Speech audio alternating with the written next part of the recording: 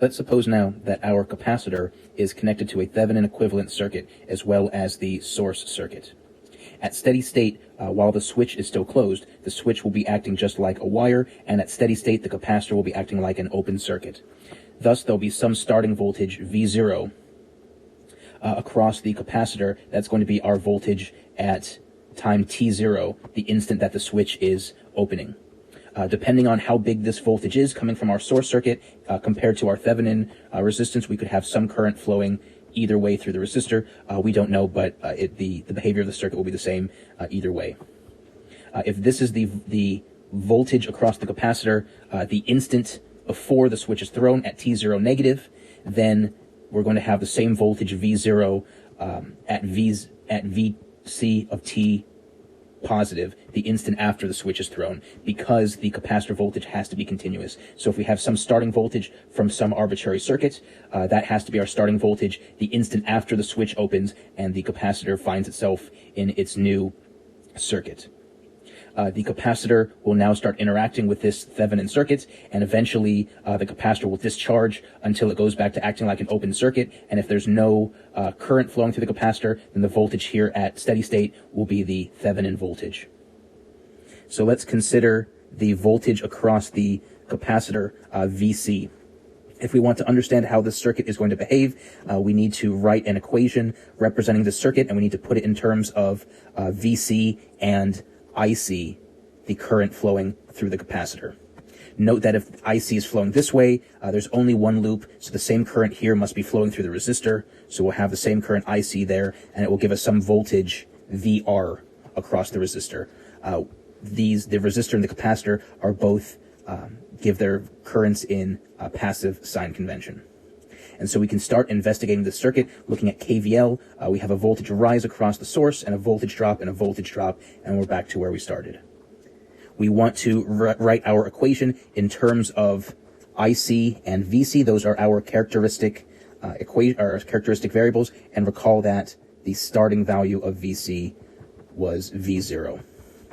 So V Thevenin is a constant, so we don't need to change that. Vc is already in terms of our variables. Vr is the voltage across the resistor, which is not what we're looking for, but we can write the voltage across the resistor in terms of the current through the resistor via Ohm's law.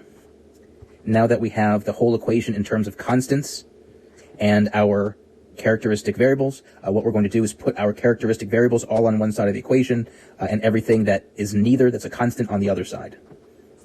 Now, we started by wanting these two variables, but really there's a characteristic equation for a capacitor relating these two variables. And so, in fact, we want to take our IC and replace that in terms of VC, so that we actually have an equation in terms of only one variable, VC. Even though it may be VC and the derivative of VC, it's still one variable that we'll be able to solve. Now we have a differential equation in terms of VC. VC is the capacitor voltage at some function of time. RC are both constants. V Thevenin is a constant value as well, so we have a first order equation with constant coefficients. What we're going to do is move VC across the equation, across the equal sign, and we're going to divide RC from both sides.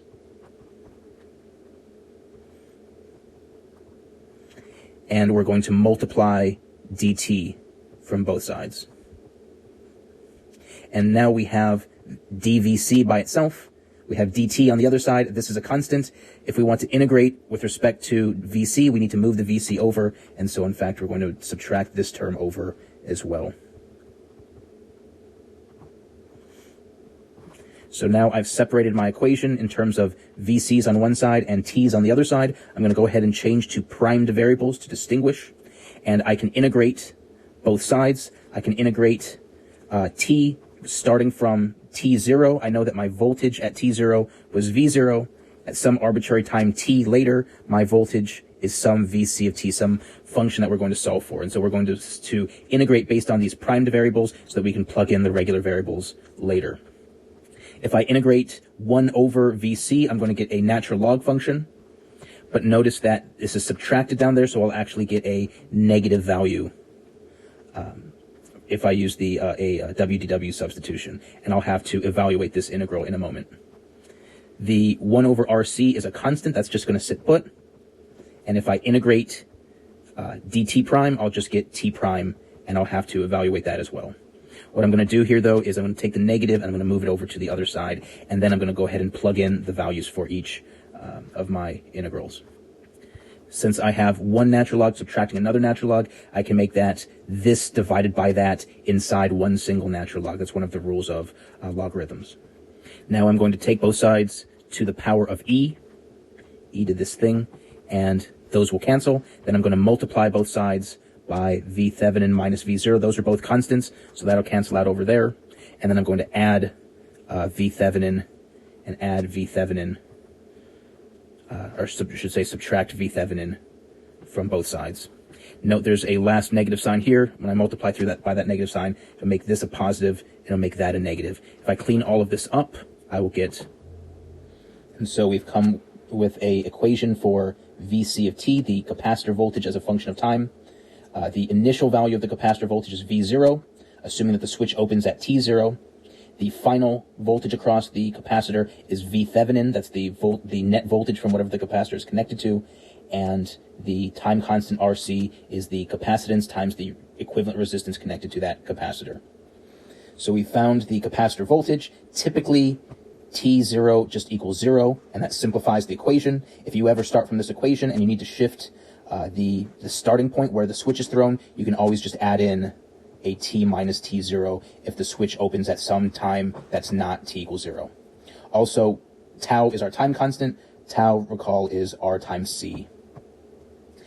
If the capacitor is connected to multiple resistors, find the equivalent resistance. But honestly, any circuit that you have connected to your capacitor, you could simplify as a Thevenin equivalent circuit, and you'll use the Thevenin voltage and the equivalent resistance from that Thevenin circuit to find the capacitor voltage. Once you, and so the steps to finding the step response of the RC circuit, we start by finding the initial capacitor voltage. That's by finding, treating the capacitor like an open circuit and finding the voltage across it due to whatever circuit is connected to it before the change has happened in the circuit.